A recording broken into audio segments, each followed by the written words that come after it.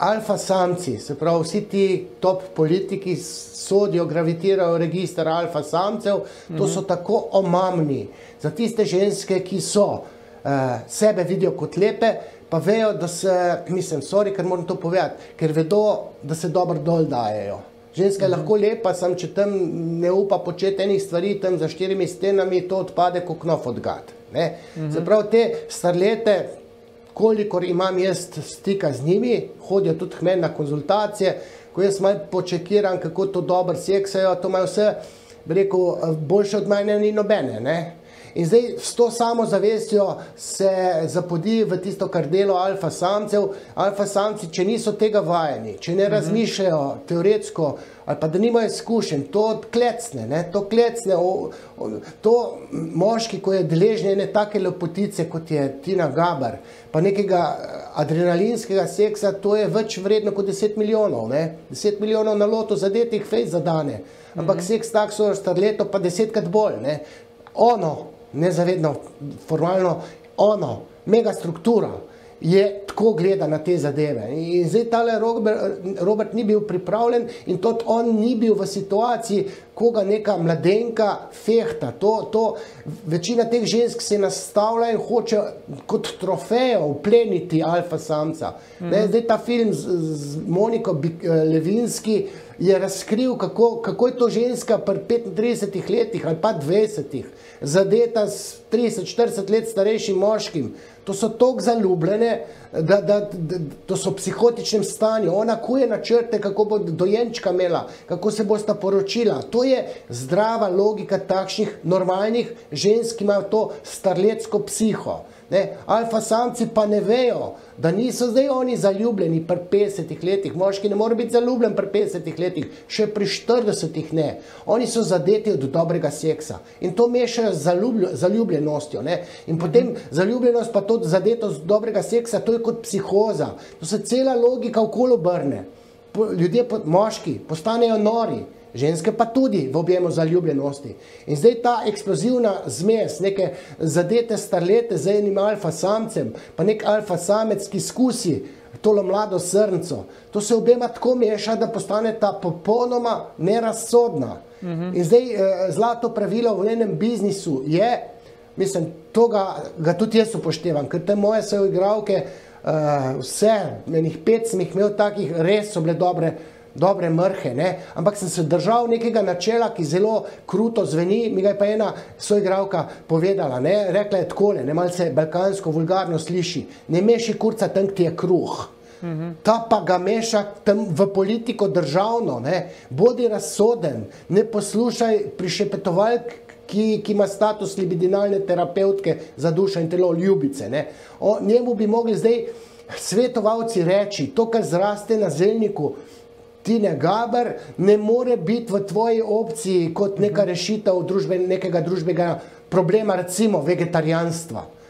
Tako da te zadeve, ali tudi tale obisk tega papeža, to ne vem, če je na Golobovem zelniku zrastlo. Jaz sem šel pač malo več brskati po teh Instagramih in sem vedel, da tale Tina ima tudi Uršo, sestro, nekaj let mlajšo, tudi ona je bila tam v Vatikanu.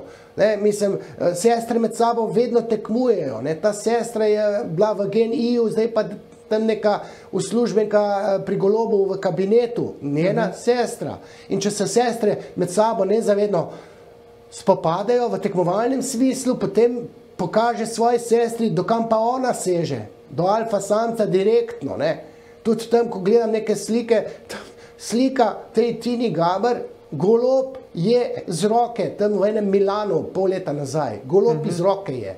Mislim, to ni tako enostavno za psihoanalitično teorijo, pa za tisto znanje, ki ga jaz imam, to vse živo vidim v teh zgodbah. Tako da, mislim, meni je muka to govoriti, ampak v dobro države, v dobro nacije Slovencev, da malo opozarjam tudi tistih strani Gibanja Svobode pa Levice, ki vedo, da jaz nekaj vem.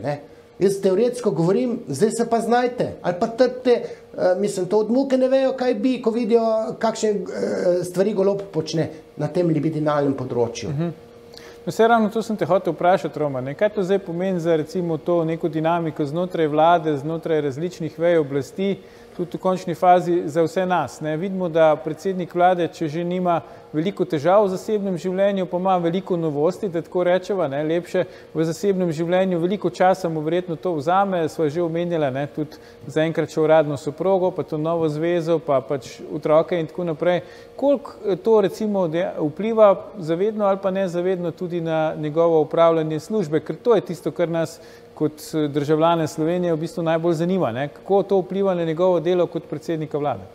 Lej, nihče ne dvomi, da Robert Golob ni pameten, da ima zametke preko nekega genializma, ampak to ne pomeni, da je on na čustvenem področju totalno zbegan. Ne?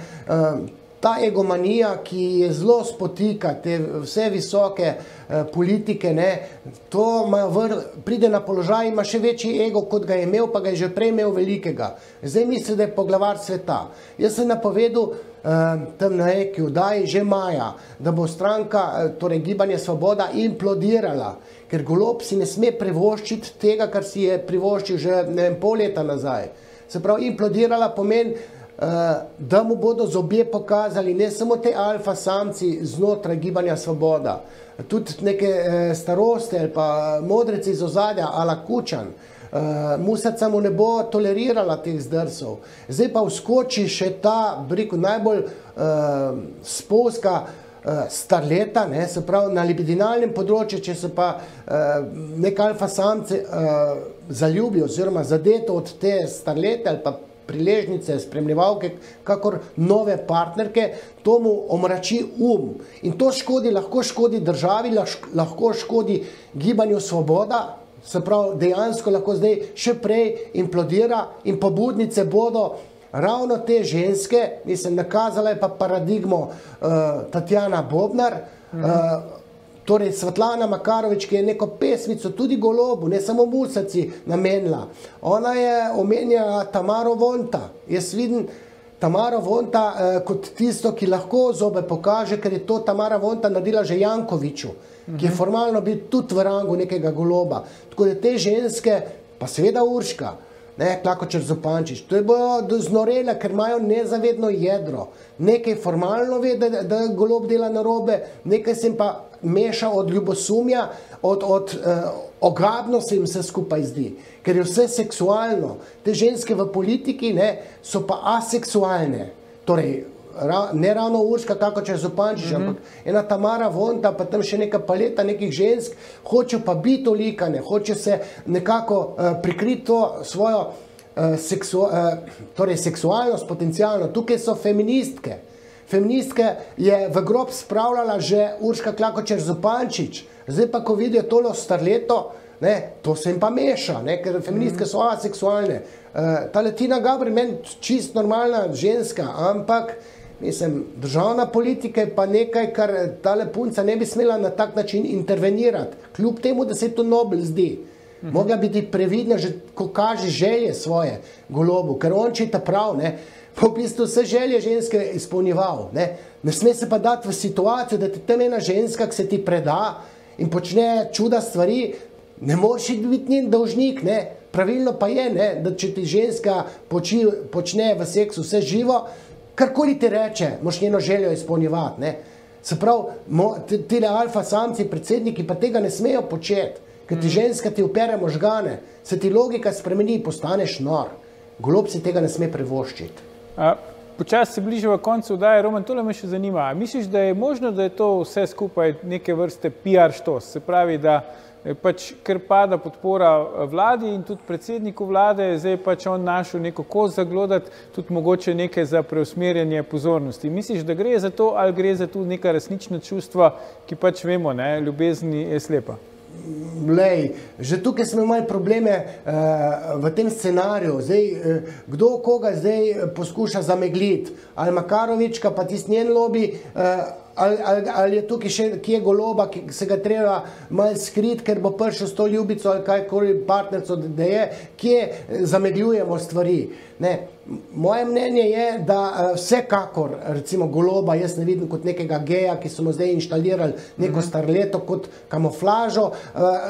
Teoretsko predpostavljam, da je tale Tina Gaber zelo zadeta s tem alfa samcem, on pa tudi, ampak ne zaradi zaljubljenosti, pač pa z teh, seksualnih registrov, so tudi neki depoji, ki moškega naredijo, poneumijo, bom rekel, ne, to postane nerazsoden, ne.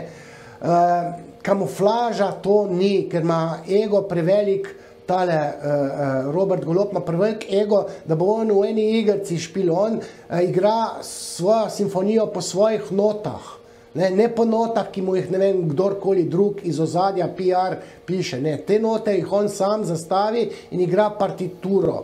Tina Gaber pa po mojem videnju je v situaciji, da se dejansko lahko fejst omami, ne, fejst se zadane, ker ona pa je zaljubljena, ne. Formalno bi jaz rekel, če bi moral staviti, da njo je pa zadev ta karizmatični alfa samec, tako da tale libidinalna zmes je fejst eksplozivna, ne vem, kako se bo to, torej, če bi napovedoval, bom rekel, da se, če ne bo zdaj v tej zgodbi res nekega še dojenčka, da se bo to ohladilo, ne, ker ženski tale tudi malo biološka ura že tik-taka, ne, lahko da razmišlja, kdo bo zdaj očka mojemu dojenčku in da ima scenarij, racionalizacija gre v to smer, da tole z Golobom bi se pa dal, ne. In te ženske, to vrste, tako razmišljajo, kar je prav, feministkam gre to na živce. Robert Golob je pa nepripravljen in s tem egom, ne, ko ga tam neka ženska malo zadane s tistimi posteljnimi radostmi in svojo feminilno logiko, to takoj klecne. Pa še ego ga podpira in pa se vse zavozla. Ampak ok, naj si on zavozla življenje, ne, ampak naj ne zavozlja pa državne politike. In to se bo zgodilo, če ne bodo neki strici, modrici iz ozadja njega začeli malo streznjevati, mogoče tudi po ovinkih, pa rekli, zdaj pa poslušaj ta Tina, ne, ti imaš strašanski vpliv na Roberta, ampak ene stvari on narobe zastavlja. Zdaj pa ti, tvoja naloga je taka, da to pa to pa to pa to. Ja. Mislim, nekdo bi lahko šel v to smerno.